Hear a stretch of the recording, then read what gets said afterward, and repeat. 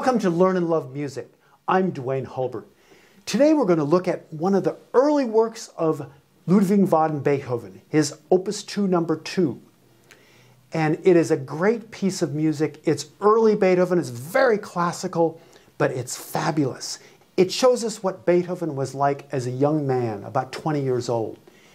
He's full of life, it's brilliant, it's exciting, and it is so much fun to listen to and to play. Today I'm going to give you some tips and techniques on how to master the challenges of this early sonata, Opus 2 number 2.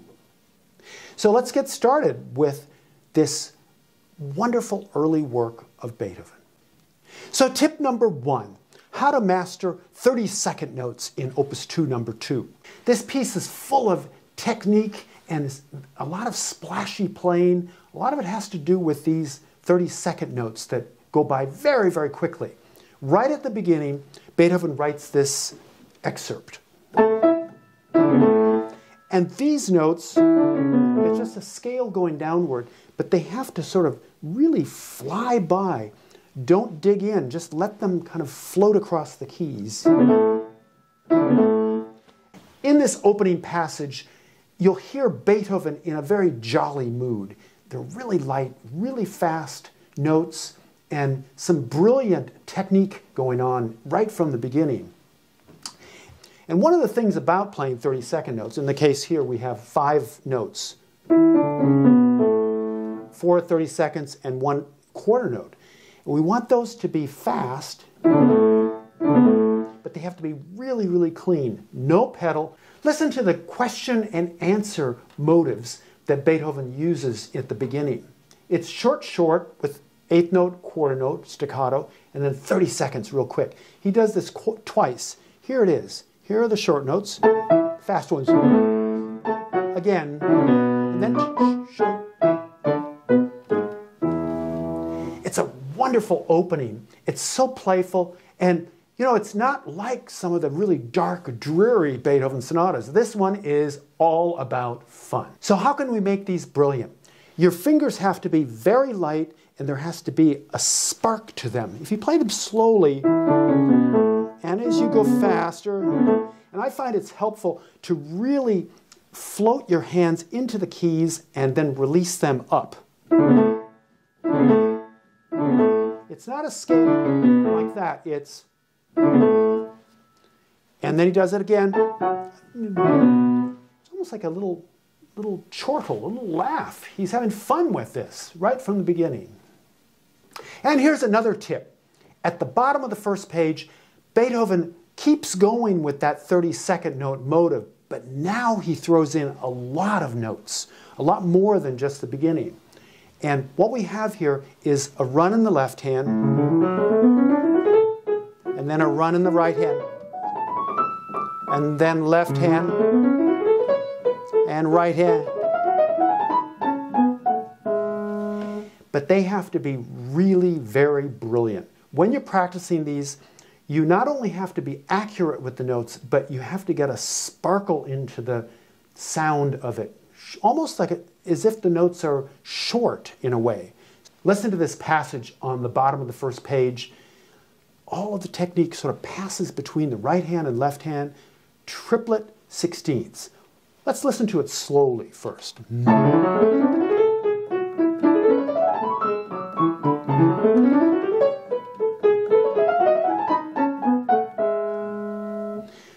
That's about half tempo. What Beethoven wants here is to have it very, very fast and very brilliant.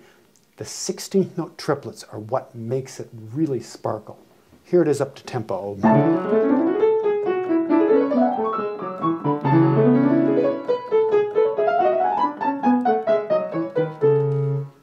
I almost find it easier to play it fast than slow. But when you're learning it, you have to work on it really, really slowly.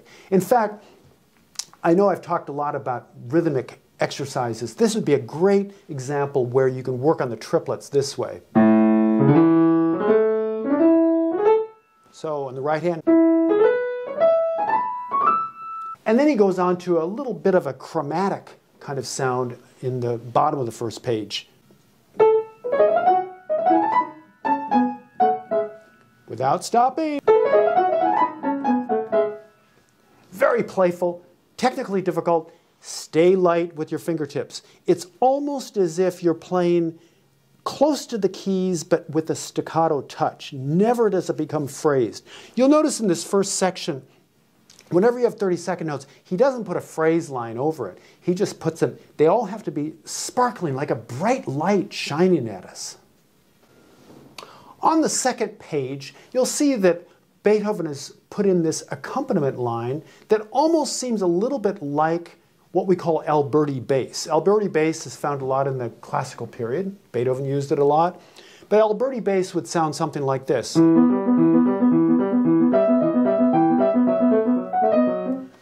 But what Beethoven does to make it a little bit more difficult, technically, is instead of using back and forth notes, he brings in thirds in the left hand, so it sounds like this.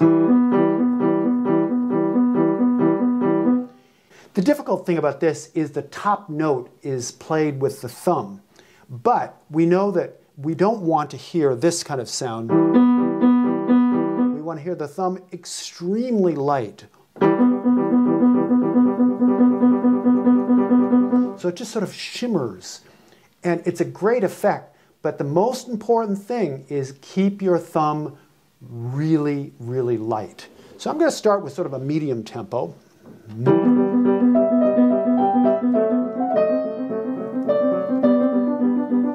A little bit faster. And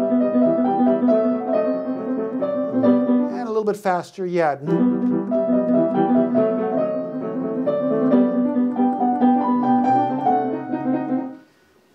So really work on that thumb touch. The thumb has to breeze over the keys in a very, very light way. And later on in the piece, Beethoven writes a very difficult passage work that involves octaves.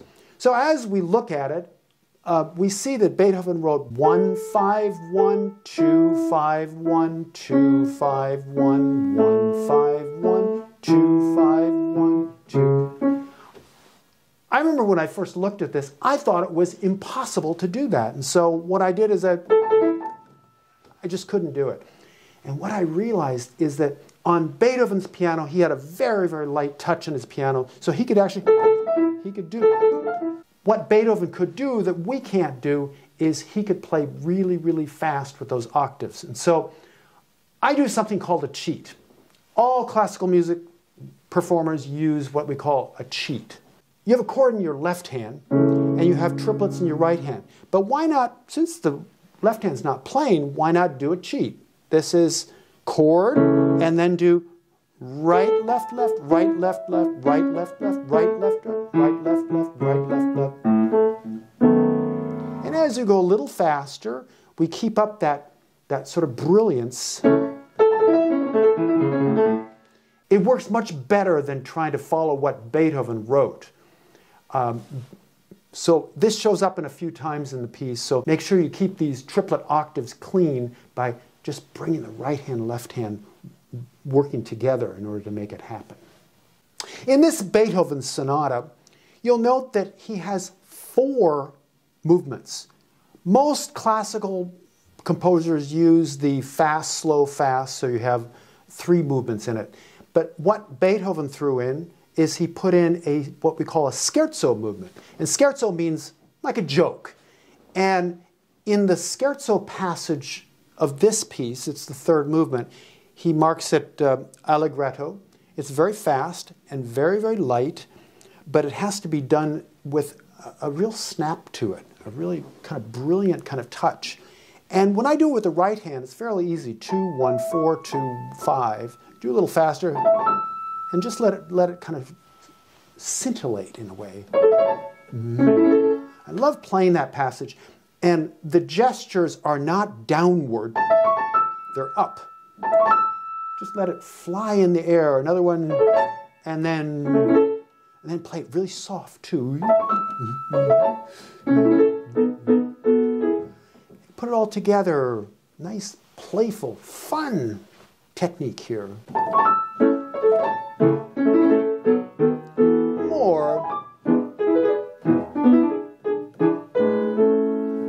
So that's the opening of the scherzo. But what Beethoven does is he puts that theme in the left hand for the next 8 measures. And I remember the first time I played this, I realized this is easy, but this, going the opposite direction with the left hand, is really difficult. So what we do, in order to give your hand a little bit of advantage, we want to push forward. If I go faster, push forward. Don't let the fingers go backwards. If you go backwards, you get all mush there. But here, just brilliant.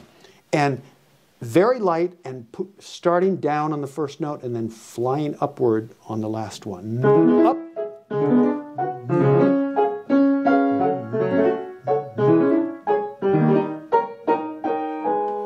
When I first played this piece, I was probably about, I don't know, 16 or 17 years old.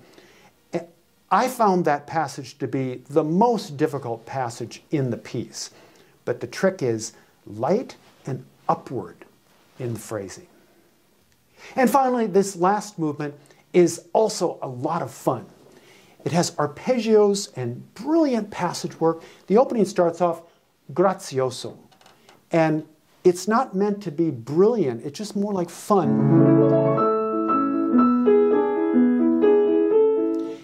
And that opening, it's an arpeggio. And of course, we all know how to play arpeggios. We've learned that as part of our technique. But what Beethoven does at the end of the passage is that it's almost as if when he gets to the top note, he jumps, it's like jumping into a pool. It's sort of, it's very funny. But in order to make it work, you can't just go, you have to put a little pedal in, and he puts a little rest at the end of it. So the whole idea is almost like you're catching your breath. So I'll put it all together.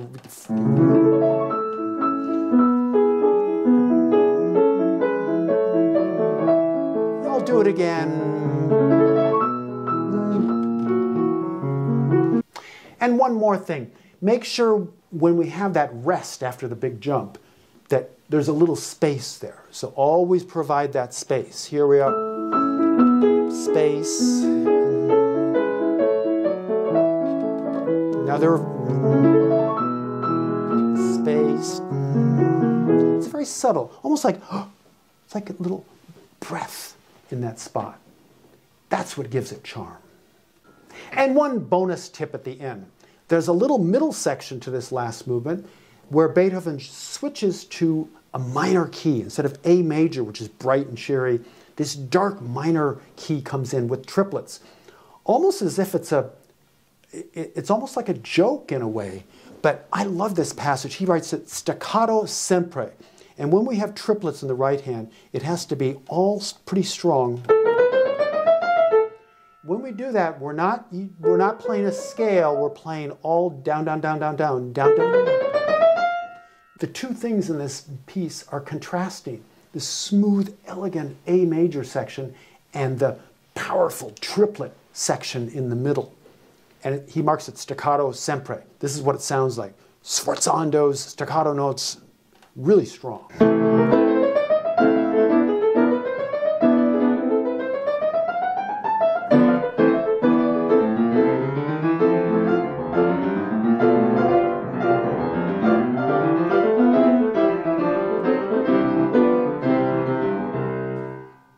That's Beethoven when he's angry. It's fabulous. So I've given you some tips and techniques on how to play this early Beethoven sonata. It has everything in it. It has beauty and elegance, but also a little bit of fire and excitement in it as well. It really shows us that Beethoven is not just the old man staring behind his suit coat. This is young Beethoven. Beethoven as a young man was vibrant. He was exciting in his music. And it really comes through, especially with these early sonatas. Thanks for watching Learn and Love Music. I'm Duane Hulbert. We'll see you again next time.